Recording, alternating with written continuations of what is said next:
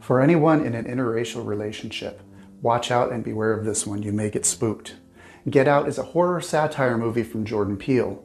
It's now a huge reference in pop culture today. I certainly felt like I was in that movie, Get Out, when I had to venture in Trump country.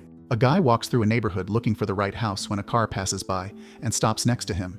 He finds it creepy and walks the other way, not planning to get swooped up like a box of cereal at the supermarket. He turns around to look at the car and sees the doors open. As he's distracted, a masked person seizes him and places his unconscious body into the trunk.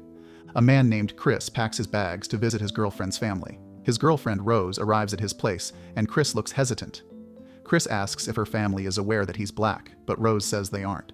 Chris suggests that her parents should know beforehand so they don't accidentally chase him away. Rose assures him they aren't biased with skin color and he'll be okay.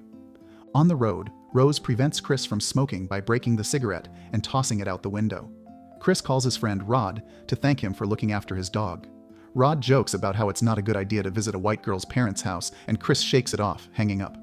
Their drive is abruptly stopped when a deer crashes into the car. The side mirror and headlight are destroyed with blood smearing the vehicle. After Chris investigates the deer, a cop arrives to help them out. Chris dazes off into the distance, while Rose speaks with the cop. The cop asks him for his license, but Rose tells him she's driving. The cop clarifies he isn't asking for the driver, and just wants to identify Chris. Chris willingly hands his ID, but Rose tries to argue with the cop since it doesn't make sense. The cop tries to explain, but Rose can smell his BS. The cop lets them go, and they soon get back on the road. Rose pulls up to her parents' home, and Chris notices a black brother. Rose informs him he's the groundskeeper, Walter. Then they unload their things from the car. Her parents greet them and introduce themselves as Dean and Missy. As Rose's family welcomes Chris, the groundskeeper watches them from afar. Rose informs her parents about their encounter with a deer, and Dean expresses his dislike for them. Dean gives Chris a tour of their home and mentions that Missy is a psychiatrist when he reveals her office. He shows their family pictures and introduces Rose's brother, Jeremy. Dean leads Chris into the kitchen, where he sees a black sister in a housekeeper uniform. Dean refers to her as Georgina and introduces them to each other, and Chris looks at her skeptically. When they step out to the backyard, Chris sees Walter again. Dean nudges him and says he knows what he's thinking. White family, black workers. He explains that he hired Georgina and Walter to care for his parents, and when they passed, he couldn't bear to fire them. Dean tries to clarify he isn't biased, since having only black workers makes him look bad. Over lunch, Dean asks about Chris's parents. Chris reveals his mother passed when he was young, and his father was absent. When Missy asks how she passed, Chris replies it was due to a hit and run. Missy drops the conversation and Chris starts fidgeting. Dean suddenly asks if he smokes, and Chris tells him he's quitting. Dean tells him it's a dirty habit, and should have Missy hypnotize him to get rid of it. Rose tries to stop her parents from saying anything more, but Dean explains it's effective since he used to smoke for 15 years. Chris declines, and Dean says they're glad he visited since they have a big party on the weekend. Georgina refills their drinks while the family talks about the party. When Georgina pours Chris's drink, her expression looks off, and she accidentally overpours the drink. She apologizes, and Missy dismisses her to rest. After Georgina leaves, Jeremy arrives and greets the family.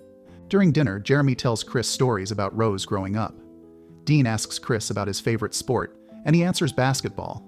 Jeremy asks if he's into MMA, causing Dean and Rose to tell him off. Jeremy tells his dad he's allowed to get to know Chris since he's dating Rose. Chris says he's not into violent sports, but did judo when he was young. Jeremy looks disappointed and comments about Chris missing out on his true potential with his genetic build. Jeremy stands up and urges Chris to play karate with him. Chris tells him he doesn't fight with drunks, and Missy tells Jeremy to stop. In Rose's room, she rants about her family acting weird around Chris. Rose apologizes to Chris and wonders why he isn't upset. Chris doesn't mind since he's already used to it, and the couple starts to kiss. Rose is reminded about the party and worries for Chris since everyone attending are white people pro-max. Chris can't sleep, so he goes outside for a smoke. Before he can light his cigarette, he sees Walter sprint towards him from the woods. Walter sharply turns and continues sprinting, and Chris gets jump-scared by Georgina looking out the window. Chris is confused, but Georgina just looks at her reflection in the window. Chris returns inside but hears Missy tell him that smoking is bad. Missy's inside her office and offers him to sit with her. She asks him if he knows how hypnosis works, and Chris asks if it's just the usual pocket watch trick. Missy laughs it off and asks if he smokes around Rose while stirring her cup. Chris says he's trying his best to quit. Then Missy asks where he was when his mother passed. Chris isn't comfortable answering, and Missy only stirs her cup. Chris replies that he was at home watching TV, and Missy presses on, asking what he heard. Chris tells her that it was raining, and Missy tells him to find the rain from that night. Chris starts looking around on the verge of crying, but Missy tells him to look at her. When Missy asks where his mom was, Chris says she was on the way home. He reveals that he couldn't call anyone because he was afraid of realizing the reality. Chris starts scratching the chair like he did as a child. Missy points out that he's scared because he thinks he's at fault, then asks Chris how he's feeling. Chris is unable to move and asks why, but Missy tells him it's the same as when he didn't do anything the night his mom passed. Upon Missy's command, Chris sinks into his thoughts and can only watch Missy approach him from afar. Missy wipes his tears and closes his eyes, and Chris wakes up abruptly in bed. Chris goes out to the woods to take photos. When he gets back to the house, he spots Georgina through her bedroom window. Chris uses his camera to get a closer look, but Georgina quickly turns her head towards him. Chris pretends to take a picture of something else, and Georgina is gone when he looks back. He sees Walter working nearby and approaches him. He introduces himself, but Walter says he already knows who he is. Walter says Rose is lovely, and says she's one of a kind, then starts laughing strangely. Chris is weirded out, and Walter apologizes for scaring him last night during his exercise. He asks if his session with Missy worked, since Chris was in her office for a while. Chris skeptically says yes, and Walter gets back to work. He returns to Rose's room and tells Rose that her mom may have hypnotized him. Chris lets her in on the details, and Rose apologizes. Chris asks her about Walter since his vibes are weird. Rose asks if he said something, and Chris tells her that Walter might be into Rose and is jealous. Rose jokes about it, but says she'll talk to her dad about it, to which Chris refuses. They look outside the window and see a wave of cars pull up. Rose introduces Chris to the guests, and they act like he's some rare find at a museum. Chris excuses himself to take photos, and when he looks through his camera, he spots another black brother. Chris approaches him, but he seems off. A white woman appears beside him and introduces herself as Philomena, and the man as Logan. Logan tells Philomena that Chris feels comfortable when seeing his presence, and Philomena mentions others are looking for him. Chris walks around and sees a man sitting down, holding a walking stick. Chris stands beside him, and they introduce each other.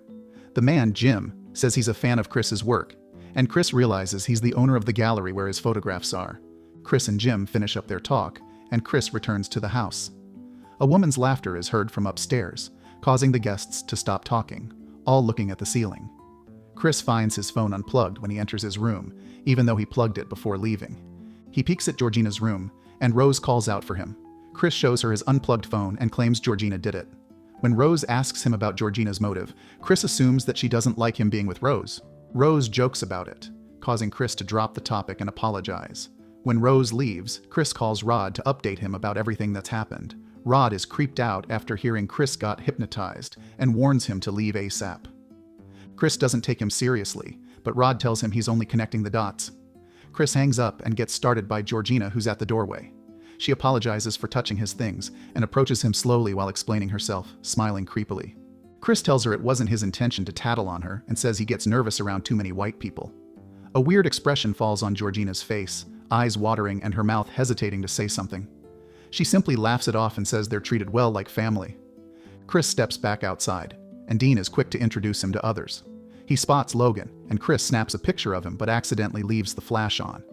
Logan's eyes get cloudy and his nose starts bleeding, then grabs Chris and tells him to get out. Dean explains that it was a seizure, triggered by Chris's flash. Missy steps out of the office with Logan, who's back to being weird. Logan apologizes and thanks Missy for calming him down. Chris goes for a walk with Rose and says he doesn't believe Logan having a seizure since his cousin had seizures before. Rose comments that her dad is a neurosurgeon, so she's inclined to believe him. Chris persists and talks about Logan being a different man when he charged at him. He mentions that Missy has gotten into his head, causing him to think crazy things. While the couple are talking, Dean holds a gathering with the guests, who all hold bingo cards. Dean holds his fingers up, and behind him is a portrait of Chris. He points at Jim, who's raising his card, and everyone claps for him. Chris tells Rose he wants to leave, causing her to get upset. The couple sit together, and Chris talks about his mother's passing. He cries about not calling for help sooner when his mom still could have survived. Rose comforts Chris, and Chris assures her that he won't abandon her. Rose tells him she'll make an excuse for them to return home. They walk back to the house where Dean and Millie see the guests off. Chris notices Georgina and Walter both wearing an unsettling smile. Chris sends Logan's picture to Rod, who immediately calls him. Rod explains he's Andre, an old friend. Chris informs him that he was at the party with an older woman, and Rod explains he's correct about them being bedroom servants. Rod desperately tells Chris to leave, but their call gets cut off. Rose walks into the room, and Chris tells her they have to go, and he'll explain in the car. Rose leaves to pack her bags, and Chris does the same. He notices an open closet and checks it out. He sees a red box full of pictures of women, then finds pictures of Rose with multiple black men. To his horror, he sees Walter and Georgina. Chris quickly puts the box away and closes the door, and Rose appears in front of him. He makes an excuse that he was looking for his camera, then they head downstairs. Jeremy leans on the front door, and Missy asks where they're going. Rose lies to her family that Chris's dog has an emergency. Chris asks for the car keys, but Rose has a hard time finding them. Dean starts monologuing, and Chris shouts in desperation for Rose to give him the keys. When he asks where the keys are, Rose drops the act and holds it up. Chris lunges for Jeremy, but Missy taps her cup, paralyzing Chris. As Chris sinks into his mind, Dean and Jeremy carry him to the basement. Rod tries calling Chris, but it leads to voicemail. Rod searches online about Logan, and shockingly finds articles about him going missing. Chris wakes up strapped to a chair. He struggles to get out, but the TV turns on. A video plays to explain what's happening, but only gives Chris more confusion. Suddenly, a video of a cup plays, and Chris is instantly knocked out once he hears the clanking of the spoon. Rod seeks help from detectives and informs them about Logan. When Rod is done explaining, the detectives only laugh at him. Rod continues to put the pieces himself and tries to call Rose. Rose lies that Chris suddenly left without his belongings. Rod asks what cab company he took, and Rose tries to come up with an explanation. Rod mutes himself and knows that she's lying. He puts the phone on speaker and records. Rose drops the act and tries to woo Rod, saying how he wants to bang her. Rod gets confused and tells her he only cares about Chris, then hangs up. Chris wakes up again in the basement, and another video plays. Chris sees Jim on the screen, and Jim explains that they're in the process of transplanting a part of his brain into Chris. Jim will become Chris, while Chris can only watch in the back of his mind, just like Georgina and Walter. The cup video plays, and Chris is sent back to his headspace. Dean starts the surgery on Jim, while Jeremy prepares to bring Chris into the operating room. He releases Chris from the straps, and when he looks away, Chris knocks him out. He takes out the cotton balls from his ears, which is how he stayed conscious. Dean calls for Jeremy but doesn't see him around. Chris sneaks up to him and rams him with the deer mount. Dean falls to the ground, starting a fire. Chris steps into the kitchen, scaring Georgina away. He makes eye contact with Missy, and they rush towards the cup. Chris breaks it, and Missy slowly approaches him. She grabs a fork to attack him, but Chris covers himself with his palm, piercing through it. He takes it from Missy and ends her. Before Chris can leave, Jeremy wants a round two. Jeremy tries to asphyxiate Chris, but Chris pierces his thigh and finishes him off, grabbing the keys. He drives away and calls the police, but runs over Georgina. He's reminded of his mother and puts her in the passenger seat. He drives off and Rose gets ready to shoot, but Georgina, her grandma, is in the car. On the road, Georgina tackles Chris, causing them to crash. Chris survives and runs away when Rose starts shooting. However, Rose doesn't come alone, and Walter, her grandpa, chases after him. Walter tackles Chris and tries to squeeze his head. Chris takes out his phone and flashes Walter, causing him to get out of his trance. Walter stands up and asks for the gun. Rose gives it to him, thinking it's still her grandpa, but Walter quickly ends her. Afterward, Walter finishes his life and drops dead. When Chris looks over at Rose, she's after the gun, but he grabs it first. Rose apologizes to him and tries to drop the L word to change his mind, but Chris doesn't hesitate to wrap her neck. A cop car arrives and Rose pretends she's the victim. Then Chris puts his arms up. Rod steps out and Chris is relieved, getting into the passenger seat. What did you guys think of this one? Are you just as scared of white people as I am myself when I look in the mirror? Subscribe for more videos like this. Turn on notifications and leave a like. It really helps the channel.